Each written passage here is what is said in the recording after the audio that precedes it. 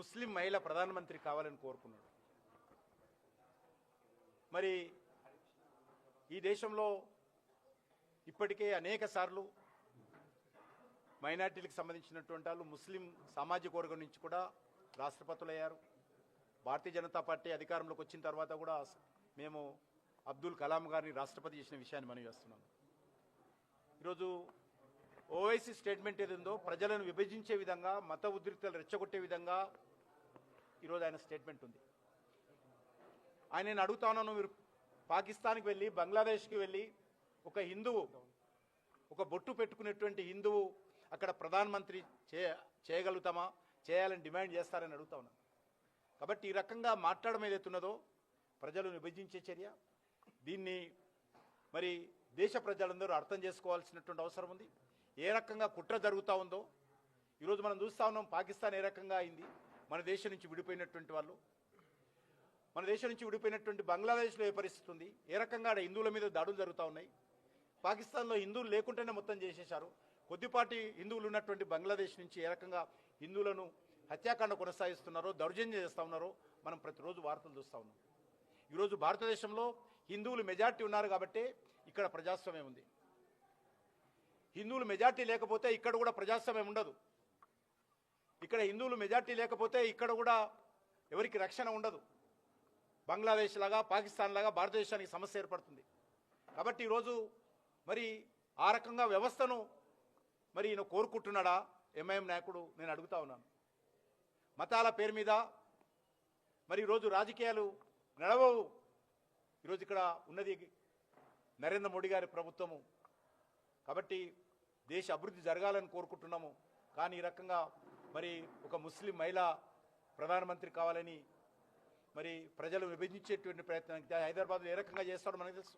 పాతపట్నంలో ఎన్ని వందల బస్తీలను, దళితులు, గిరిజనులు ఉండేటువంటి బస్తీలను ఎంఐఎం పార్టీ దౌర్జన్యం చేసి ఖాళీ చేయించి ఆస్తులు ఆక్రమించుకుందో మన కళ్ళ ముందు చూస్తూ ఉన్నాం.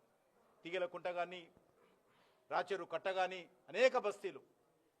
మరి ఈరోజు మరి ఆయన ఈ రకంగా డిమాండ్ చేస్తూ దేశంలో ప్రజలను భయపెట్టించేటువంటి ప్రయత్నం, బంగ్లాదేశ్ లాంటి పరిస్థితులు, పాకిస్తాన్ లాంటి పరిస్థితులు భారతదేశంలో రావాలని మరి అసదుద్దీన్ ఓవైసీ కోరుకోవడం ఏదైతున్నదో ఇది దేశ సంబంధించినటువంటి మరి ప్రజలను భయపెట్టించే చర్య అని చెప్పి ఈ సందర్భంగా హెచ్చరిస్తా ఉన్నాం. మున్సిపల్ ఎన్నికల్లో 26/11లో ట్రంప్ వెళ్ళి వెనిజులా అధ్యక్షుడు తీసుకొచ్చారు.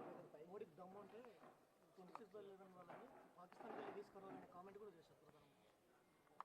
అవి అవగాహన లేకుండా దుందుడుకు మాటలు మాట్లాడము అసదుద్దీన్ ఓవైసీకి అలవాటు. ఎప్పుడు ఏం చేయాలో మేము ఖచ్చితంగా భారతీయ జనతా పార్టీ నేతృత్వంలోని, ఎన్డీఏ నేతృత్వంలోని నరేంద్ర మోడీ గారు గతంలో చేసి చూపించింది. మాకు ఓవైసీ సలహాలు, సూచనలు అవసరం లేదు.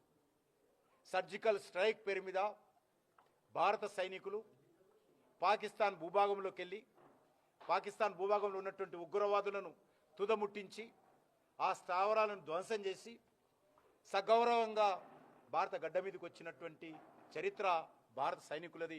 మోడీ గారి నాయకత్వంలో ప్రధానమంత్రిగా ఉన్నప్పుడు జరిగింది.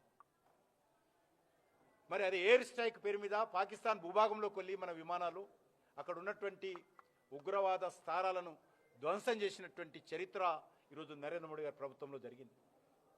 ఇటీవల ఆపరేషన్ సింధూర్లో భారత గడ్డ మీద కూర్చొని మరి ఏ రకంగా పాకిస్తాన్లో ఉన్నటువంటి ఉగ్రవాద శిబిరాల మీద దాడి చేసి ఉగ్రవాదులను మట్టి పెట్టించినటువంటి చరిత్ర మాకున్నది. కాబట్టి ఏం చేయాలో నరేంద్ర మోడీ గారికి తెలుసు. అవసరం అనుకున్నప్పుడు, దేశానికి ఆ రకమైనటువంటి పరిస్థితి వచ్చినప్పుడు ఆ రకమైనటువంటి నిర్ణయాలు తీసుకుంటాము. ఇప్పుడు ఆ పరిస్థితి లేదు. పరిస్థితి వచ్చినప్పుడు తప్పకుండా చేస్తాం. ముందు మా దేశం అభివృద్ధి చేసుకోవాలి. ఈ దేశం ఒక డెవలప్డ్ కంట్రీగా మారాలి. దేశంలో పేదరికం పోవాలి. దేశంలో యువతకు ఉపాధి అవకాశాలు మెరుగుపడాలి. దేశంలో మౌలిక వసతులు కలవాలి, పెరగాలి. ఆ దీనిని ఈరోజు దృష్టి కేంద్రీకరిస్తున్నాం. దాంతోపాటు దేశ రక్షణ విషయంలో ఎక్కడ కాంప్రమైజ్ కాకుండా అన్ని రకాల చర్యలు నరేంద్ర మోడీ గారి ప్రభుత్వం తీసుకుంటుంది.